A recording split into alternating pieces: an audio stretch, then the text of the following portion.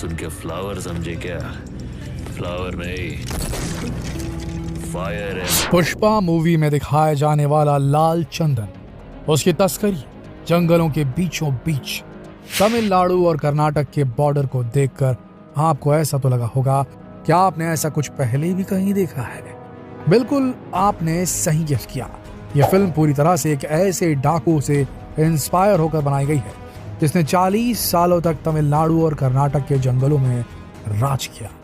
जी हाँ दोस्तों, वीरप्पन की जिंदगी से इंस्पायर होकर बनाई गई फिल्म पुष्पा आज सारे रिकॉर्ड तोड़ती जा रही है। अब तक इस फिल्म ने करीब 300 करोड़ रुपए कमा लिए हैं। लेकिन दोस्तों, जिस वीरप्पन के जीवन से इंस्पायर होकर इस फिल्म को बनाया गया है, क्या आप जानते हैं कि इस इंसान ने 40 सालों तक तमिलनाडु और कर्नाटक के जंगलों में राज किया था। इसे पकड़ना इतना आसान नहीं था। इसे पकड़ने के लिए बाकायदा सरकार ने 100 करोड़ रुपए खर्च किए थे। कहा जाता है कि इतना कुख्यात डाकू था कि इसने कन्नड़ के सबसे बड़े फिल्म स्टार राजकुमार को भी किडनैप कर लिया था। आखिर क्या थी इसकी कहानी, आइए जानते हैं।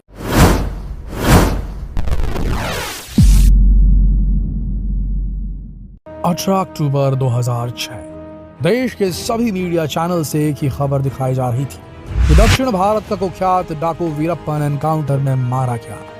एक ऐसा डाकू इसे पकड़ना लगभग नामुमकिन था। इसे पकड़ने के लिए बड़े बड़े सर्च ऑपरेशन किए गए। सरकार ने इसे पकड़ने के लिए 100 करोड़ रुपए तक खर्च कर डाले, लेकिन इसके बाद भी वीरप्पन को नहीं पकड़ा जा सका। लोग इसी बात से हैरान थे कि आखिर वीरप्पन का एनकाउंटर कैसे हो सकता है। इस खबर पर किसी को भी यकीन नहीं था, लेकिन सच्चाई यही थी कि वीरप्पन का वाकई में एनकाउंटर हो चुका था। चंबल से लेकर दक्षिण भारत तक भारत में बड़े बड़े डाकुओं का राज रहा है, लेकिन दक्षिण भारत के वीरप्पन को आखिर कौन नहीं जानता।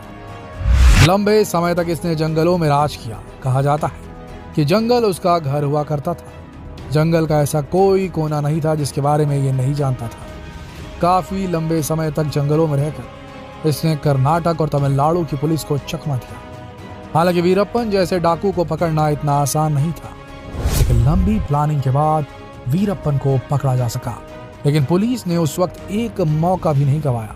मौका पाते ही लगातार उस पर 338 राउंड की फायरिंग की, तब कहीं जाकर वीरप्पन को पकड़ा जा सका। डाकू बनने की इसकी कहानी तो वैसे 1962 से ही शुरू हो चुकी थी, जब ये सिर्फ 10 साल का था। 10 साल की उम्र में इसने एक तस्कर का कत्ल किया। उसी वक्त फॉरेस्ट विभाग के 3 अफसरों को भी इसने मार गिराया था। वीरप्पन के गांव वालों के मुताबिक वीरप्पन एक बहुत ही गरीब परिवार से ताल्लुक रखता था। उस वक्त स्मगलिंग करने के लिए फॉरेस्ट विभाग के कुछ अफसरों ने ही इसे उकसाया था। लेकिन जब ये स्मगलिंग करके खूब पैसा कमाने लगा तो इसे मारने के चक्कर में अधिकारी खुद इसके पीछे पड़ गए, जिसके बाद वो अपनी जान बचाने के लिए जंगलों में भाग गया। जिसके बाद फिर एक नई कहानी शुरू हुई। जंगलों में रहते रहते सिर्फ 17 साल की उम्र में इसने पहले हाथी को मारा, जिसके बाद से ये जंगलों में ही पला बढ़ा। जंगलों में रहकर इसने करीब 2000 हाथियों को मारा। कहा जाता है कि हाथियों के सिर के ठीक बीचों बीच गोली मारा करता था। हाथियों को मारकर ये उनके दांतों की स्मगलिंग किया करता था। इसके अलावा तमिलनाडु और कर्नाटक के जंगलों में पाए जाने वाले सबसे कीमती लाल चंदन के पेड़ों को काटकर उसकी लकड़ियों की स्मगलिंग करता था। जब कभी भी कर्नाटक की पुलिस इसे पकड़ने के लिए जाती थी तो यह भागकर तमिलनाडु बॉर्डर को क्रॉस कर लेता था। इसके बाद पुलिस वाले बॉर्डर के नियमों को मानते हुए बॉर्डर क्रॉस नहीं कर पाते थे। बिल्कुल इसी तरह यह तमिलनाडु पुलिस के साथ भी करता था। लंबे समय तक जंगलों में रहकर इसने यही काम किया। लेकिन इसी बीच अगर कोई इसके खिलाफ जाता या कोई इसे पकड़ने की कोशिश करता तो ये उसे सीधा मौत के घाट उतार दिया करता था। अब तक इसने करीब 184 लोगों को मौत के घाट उतार दिया था। पैसों के लिए बड़े बड़े व्यापारियों का अपहरण करता, फिर उनके परिवार वालों से फिरौती मांगता था। लेकिन इन सब के अलावा कहा जाता है कि वीरप्पन को नाम कमाने का बहुत शौक था, जो चाहता था कि देश का बच्चा बच्चा उसे जाने। इसीलिए उसने एक बार रजनीकांत जैसे बड़े सुपरस्टार को भी किडनैप करने का प्लान बनाया, लेकिन वो इस प्लान में कामयाब नहीं हो सका। लेकिन फिर 1997 में इसी जंगल में एक इंसान की आंख कान पर पट्टी बांधकर उसे घसीटते हुए इन जंगलों में लाया गया। उस व्यक्ति का नाम था राजकुमार, जो कन्नड़ फिल्मों के एक बहुत बड़े सुपरस्टार थे। जैसे ये खबर बड़े बड़े न्यूज चैनलों को लगी कि कन्नड़ फिल्म के मशहूर एक्टर राजकुमार का अपहरण वीरप्पन के द्वारा कर लिया गया, तो लोगों में हड़कंप मच गया। लोग अब वीरप्पन का नाम जानने लगे थे। वीरप्पन की दहशत फैलती जा रही थी। राजकुमार को छोड़ने की एवज में उसने 50 करोड़ रुपए की डिमांड रखी। उसे पकड़ने के लिए स्पेशल टास्क फोर्स बनाई। लंबे समय तक सर्च ऑपरेशन चलता रहा, लेकिन वीरप्पन किसी के हाथ नहीं आया, क्योंकि जिस जंगल में वीरप्पन रहता था उस जंगल को उससे बेहतर और कोई नहीं जानता था। लेकिन वीरप्पन यहाँ पर नहीं रुका। सन 2002 में उसने कर्नाटक के लिए एक मिनिस्टर नागप्पा को किडनैप कर लिया। मांग पूरी न होने पर वीरप्पन ने उन्हें मार दिया। इस समय वीरप्पन की दहशत इतनी ज्यादा बढ़ चुकी थी कि उसे पकड़ने के लिए सरकार अपने आप को लाचार महसूस कर रही थी। आखिरकार सरकार ने वीरप्पन को पकड़ने के लिए 5 करोड़ रुपए का इनाम रखा, लेकिन इसका भी कोई फायदा नहीं हुआ। इसके बाद 2001 में विजय कुमार को एसटीएफ का चीफ बना दिया गया। विजय कुमार को एसटीएफ का चीफ बनाने के पीछे तमिलनाडु की पूर्व मुख्यमंत्री जयललिता का हाथ था। जैसे ही विजय कुमार ने एसटीएफ की कमान संभाली, उन्होंने वीरप्पन की सारी जानकारियां इकट्ठा करना शुरू कर दिया। लेकिन विजय कुमार भी जान चुके थे कि वीरप्पन को पकड़ना इतना आसान नहीं। उसे पकड़ने के लिए एक बेहतरीन प्लानिंग की जरूरत थी। इसके लिए विजय कुमार ने एक तरकीब लगाई। उन्होंने वीरप्पन की गैंग में अपने आदमियों को घुसाने की कोशिश की और वो कामयाब भी हो गए। उनके बहुत सारे आदमी वीरप्पन की गैंग में शामिल हो चुके थे। सबसे हैरत की बात यह है कि पत्तों के चरमराने से जानवरों की आवाज को पहचान लेने वाला वीरप्पन ये नहीं पकड़ पाया कि उसके गैंग में विजय के आदमी घुस चुके थे। वक्त बदलता जा रहा था। वीरप्पन के गैंग में लोग धीरे धीरे कम होने लगे थे।